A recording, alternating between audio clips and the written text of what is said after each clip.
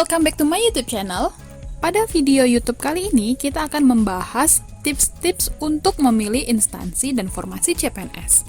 Simak videonya baik-baik ya. Nah, yang pertama, cari informasi sebanyak-banyaknya. Cari informasi untuk instansi mana saja yang membuka lowongan pekerjaan untuk jurusan teman-teman. Jadi, jangan hanya terpaku pada satu instansi atau satu kementerian saja. Sebagai contoh, pada CPNS 2018, aku mendaftar di instansi Badan Pemeriksa Keuangan yang membuka lowongan untuk jurusan teknik lingkungan sebanyak 10 formasi. Ini menandakan bahwa jurusan teknik lingkungan tidak hanya tersedia di Kementerian Lingkungan Hidup saja. Oleh karena itu, teman-teman juga harus aktif dalam mencari informasinya. Lalu, teman-teman harus perhatikan syarat-syarat ketika ingin mendaftar. Beberapa instansi terkadang menambahkan beberapa persyaratan tambahan yang harus dipenuhi, seperti TOEFL, STR bagi tenaga kesehatan, nilai IPK minimum, dan persyaratan lainnya. Jadi, kunci utamanya yaitu teliti. Jangan sampai karena kita tidak teliti membaca peraturan, teman-teman malah tidak lulus nih di tahap seleksi administrasi.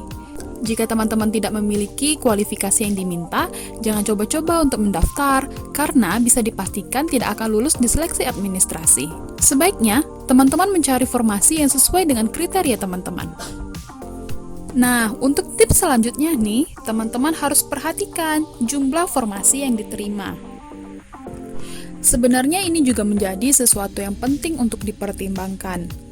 Banyak orang mengatakan, dibanding mengambil formasi yang kuotanya hanya satu, lebih baik mengambil formasi yang kuotanya lebih banyak.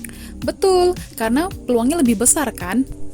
Dan hindari untuk mendaftar pada formasi yang mempersyaratkan banyak jurusan, apalagi semua jurusan. Cuma berdasarkan pengalaman pribadi aku nih, teman-teman, aku lolos di instansi dengan penerimaan satu formasi.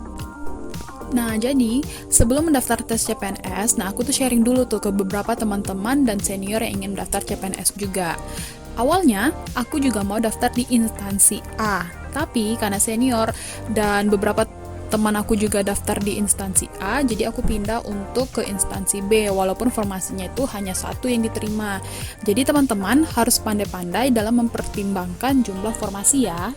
Kemudian tips selanjutnya, perhatikan posisi penempatan. Jadi, setelah teman-teman mencari beberapa posisi yang buka untuk jurusan teman-teman, langkah selanjutnya yaitu teman-teman lihat di mana nanti penempatannya. Jadi, jangan sampai ketika teman-teman sudah lulus seleksi, teman-teman tidak siap dengan tempat kerja, karena penempatannya yang jauh dari pusat kota, akses jalan yang susah, atau alasan lain yang mengakibatkan teman-teman tidak semangat untuk bekerja. Hal yang perlu kita ingat yaitu ketika teman-teman diangkat menjadi CPNS, teman-teman tidak boleh mengajukan pindah ke pemerintahan provinsi, kabupaten, ataupun kota selama 10 tahun. Ingat ya, 10 tahun itu bukan waktu yang sebentar.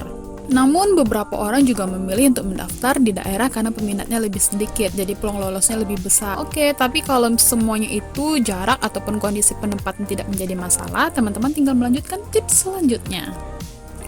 Tips selanjutnya yaitu teman-teman harus perhatikan tahapan seleksi tes.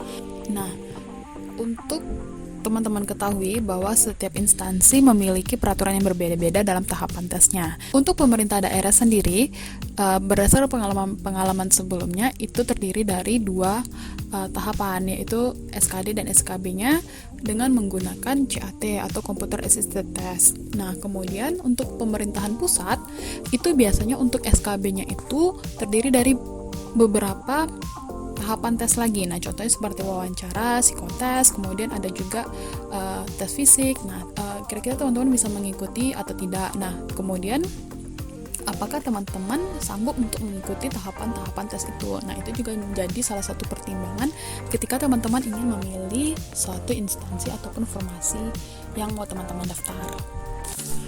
Kemudian tips yang terakhir yaitu belajar dan berdoa.